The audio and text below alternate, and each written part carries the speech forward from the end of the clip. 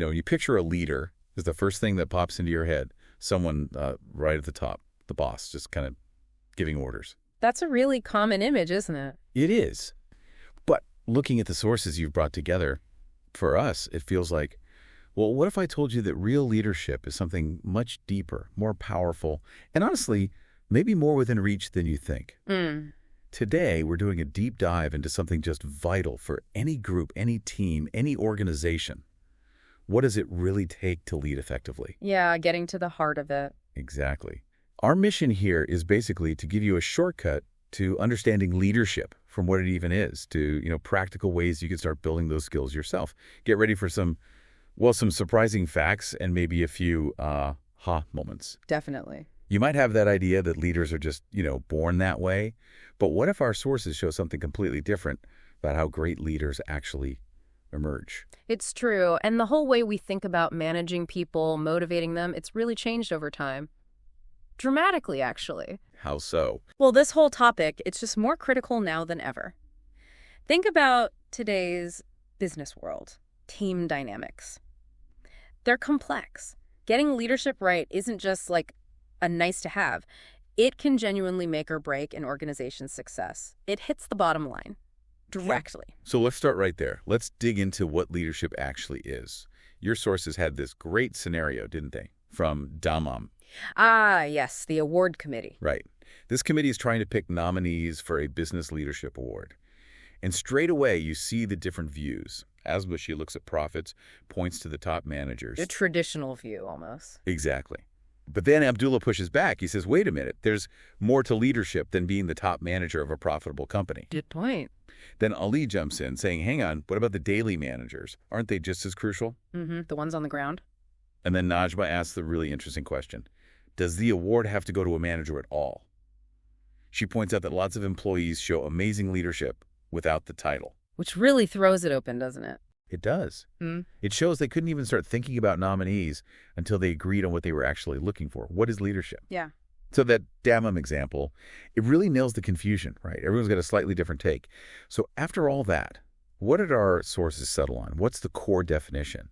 And amazing, more importantly, why is getting that definition right so critical now? Right. That's the million-dollar question, isn't it? And the sources are actually super clear on this. They define leadership as the ability to motivate individuals and groups to accomplish important goals. Okay. Motivate individuals and groups to accomplish goals. Exactly. And what's really insightful is why this definition matters so much now. It's not just about being a nicer boss. See, historically, the model was simple. Managers gave orders, employees obeyed. Right. Command and control. Pretty much. But the problem was those employees often weren't giving their best work. They weren't necessarily motivated, which led to inefficiency. And modern businesses just can't afford that inefficiency anymore. That makes sense. I mean, think about it pragmatically. Hiring, training, paying people, it's usually one of the biggest costs for any business. So if your employees don't feel valued, if they're not motivated, they won't perform well. Simple as that. I mean, they might leave, right, which costs even more. Exactly. Turnover is hugely expensive. So today, managers can't just give orders. They have to find ways to meet both the needs of the employees and the needs of the business at the same time. Okay. So an effective leader, based on this, is someone who can genuinely get individuals and groups to work well together to accomplish objectives, because that's what drives results in the end. Okay, that clarifies things a lot. It's not just about authority. It's about enabling performance. Precisely. Now, we've all heard that saying, haven't we? Leaders are born and not made. It sounds so fixed, like you either have it or you don't. What did the sources say about that idea? Yeah, it's a common one, but what's really interesting is that the sources pretty much directly challenge that. Most successful leaders, if you ask them, they'll tell you they didn't just wake up one day with all the skills. So it wasn't magic. No, not quite. It was more about developing those characteristics through, consistent effort, hard work, over many years. Think of it less like a fixed trait you're born with and more like a muscle you train or a skill you practice. Okay, so what are these characteristics then? What did the sources highlight? Well, there's a list of qualities that came up repeatedly. Things like understanding, initiative, dependability, judgment, objectivity, confidence, stability, cooperation, honesty, courage, communication, and intelligence. Wow, That's quite a list. It sounds almost like the requirements for a superhero. It does seem like a lot, doesn't it? But what strikes me is that these aren't like mystical qualities. Yeah. As you hear these, you're listening right now, which ones do you feel you already have? And which ones might you want to work on? Because the good news here, reading between the lines of the sources, seems to be that character isn't fixed. It's really a collection of practical, trainable behaviors. You don't have to be born with courage. You have to practice acting courageously. Yeah. You practice dependability. You practice clear communication. That's spot on. It's about development, not destiny. And this is where it gets really practical, right? The sources don't just define leadership. They actually give us concrete steps, ways you can start building these skills right now, even if you don't have manager in your job title. You don't have to wait for someone to promote you to start acting like a leader. Absolutely. That's a key takeaway. No. The research lays out 6 really clear, actionable ways anyone can prepare for leadership. Okay, let's hear them. All right. First, study leadership. Actively seek out knowledge. That means, reading books, watching videos, following blogs on the topic, maybe even taking courses to hone specific skills. So be proactive about learning. Exactly. Yeah. Second, participate in organizations and activities. Think about clubs, sports teams, community groups, whatever. They always need people to step up and organize or guide things. It's a fantastic practice ground. Makes sense. Get involved. Third, practice leadership at work, even if it's a part-time job. You can show leadership by, say, helping customers really well, taking the initiative to fix a small problem, or just being consistently dependable and honest. Little things add up. They really do. Fourth, observe leaders. Pay attention to people in leadership roles around you at school, in your community, in business, government. Watch what they do well. And just as importantly, notice what approaches maybe don't work so well. Learn from observation. Good one. Learn from others' successes and mistakes. Fifth, work with a mentor. This could be an older sibling, a teacher you trust, another adult you respect, someone who can offer guidance, maybe give you some honest feedback as you try things out. Having a guide. Crucial. Definitely. And finally, number 6, do a self-analysis and ask for feedback. Look for chances to lead, even small ones. Then afterwards, really think about how it went, what worked, what could you do better next time. And crucially, don't be afraid to ask other people for their constructive thoughts. That feedback is gold. So, study, participate, practice at work, observe, find a mentor, and self-reflect with feedback. That's a solid roadmap. It really is. It covers learning, doing, and reflecting. Now, while those are pretty universal, your sources also got really specific in one area, preparing for leadership in a family business. You mentioned the Khalaf family. Yes, that's right.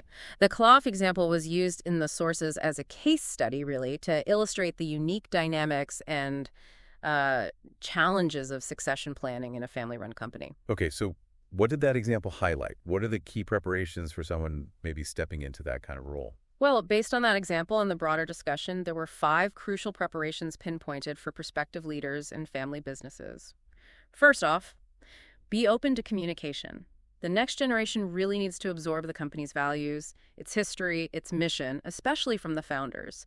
You need that deep understanding before you can think about changing anything. Got it. Know where you're coming from. Second, develop a personal action plan. This isn't casual. It's about serious self-assessment. Who are you? What are your core values? Where do you need to grow, both personally and professionally? So, intentional self-development. Very much so. Which leads to the third point.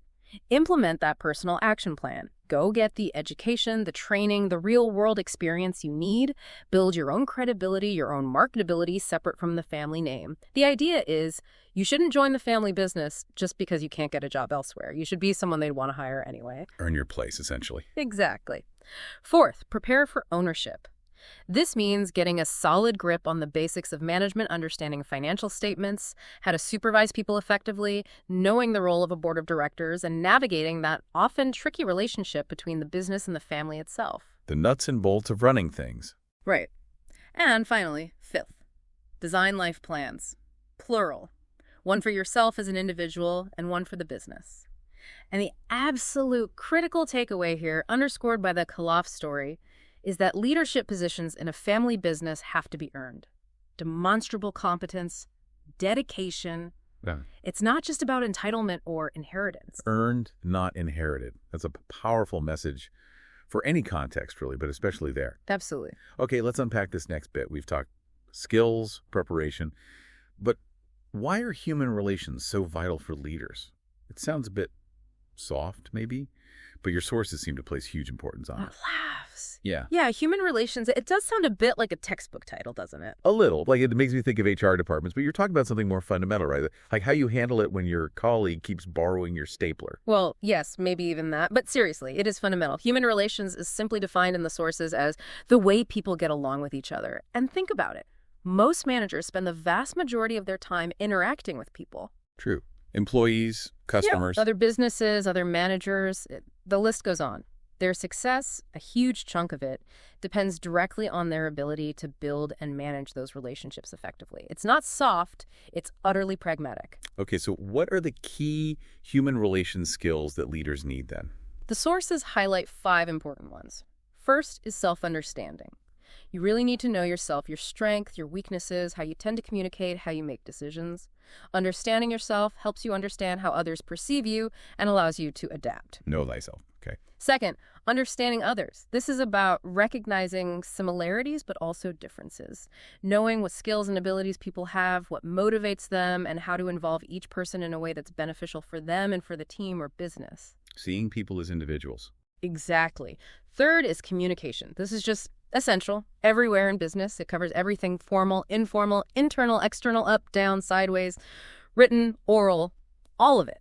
And a huge part of communication, often overlooked, is being a good listener and making sure your own messages are clear and understandable. Listening seems key. It's massive. Fourth skill, team building. Recognizing that a well-functioning team, where skills complement each other, can achieve way more than individuals working in isolation. Leaders need to be able to spot team problems quickly and help resolve them. Building synergy. Right.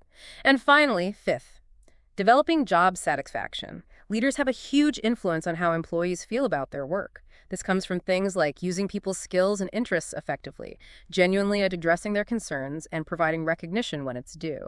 Even a small, unaddressed concern can fester and really hurt morale long term. So it's about creating an environment where people can thrive. That's a great way to put it. So, okay, we have the skills, the human relations.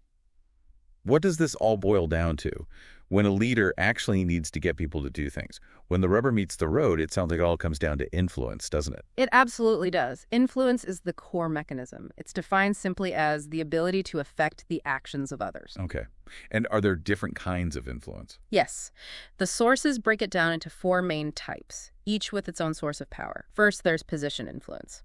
This is the power that comes directly from your formal role, your authority, like a manager having authority over an employee because of the organizational chart. The power of the title? Essentially, yes. Second is reward influence. This is the power to give or withhold rewards. That can be tangible things like wages, bonuses, benefits, but also intangible things like praise, recognition.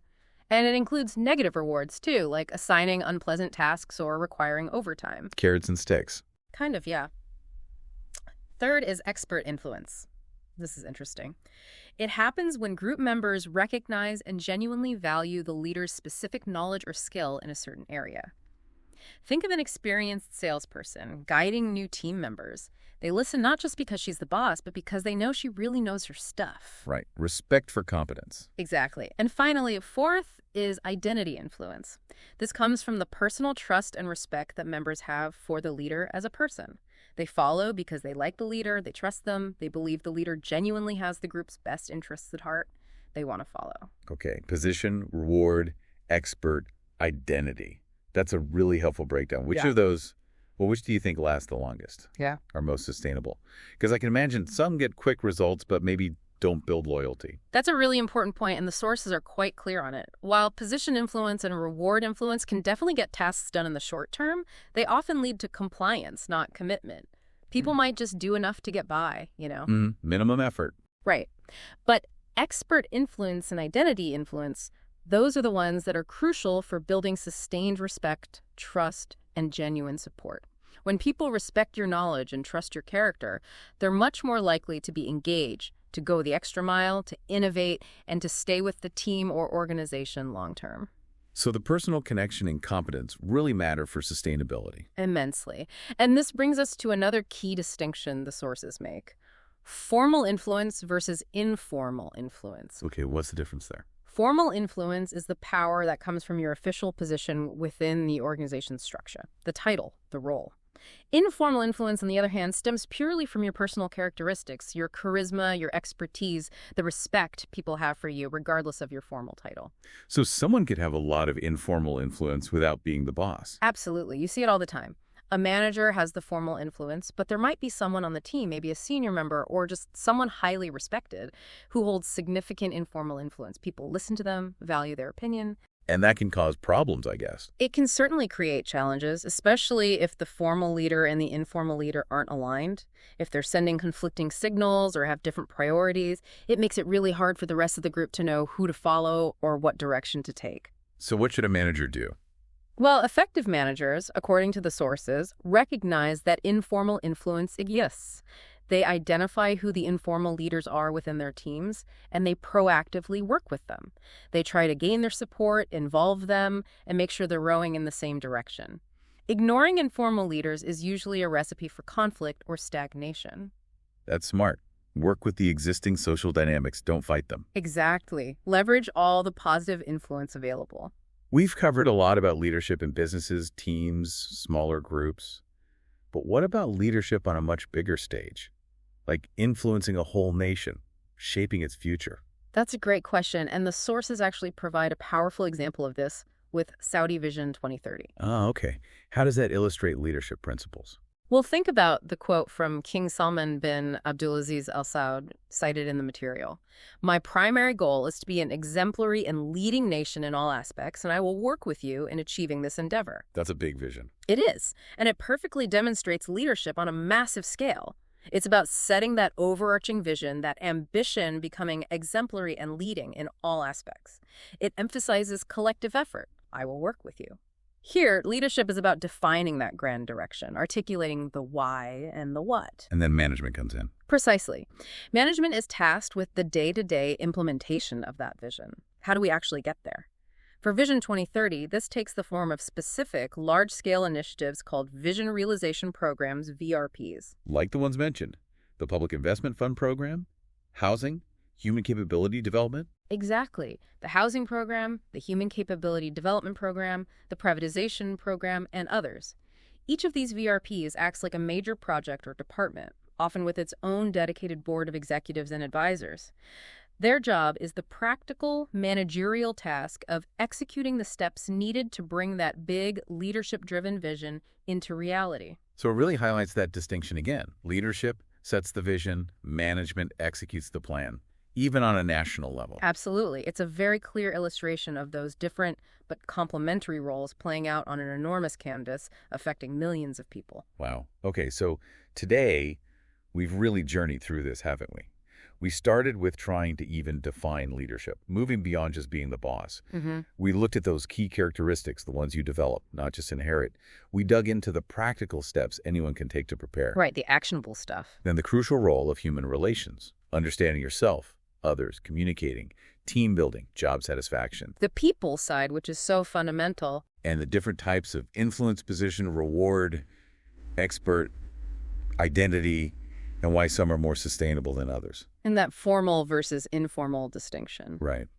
And finally, seeing it all scaled up with the Saudi Vision 2030 example, leadership setting the course, management handling the implementation. It's been quite a sweep through the key ideas. It has. And I think the biggest takeaway, the message that really comes through from this deep dive into your sources, is that leadership isn't some exclusive club just for CEOs or managers with fancy titles. Not at all. It's a set of skills, attitudes, and understandings that truly anyone that you listening can actively develop and apply in your work, in your community, even in your family, regardless of your official role. So here's something to think about this week. As you go about your daily interactions, where do you see subtle acts of leadership happening? Maybe someone using expert influence or identity influence, even without any formal authority. Spotting it in others. Yeah. Or maybe more pointedly, where could you step in? Not to be the boss, but to be an effective leader, using one of those human relation skills we talked about. Maybe by really listening to someone, or by doing something small to help build your team's spirit. Little opportunities are everywhere. They are. Keep exploring these ideas, keep questioning, and most importantly, keep finding ways to apply these insights in your own world.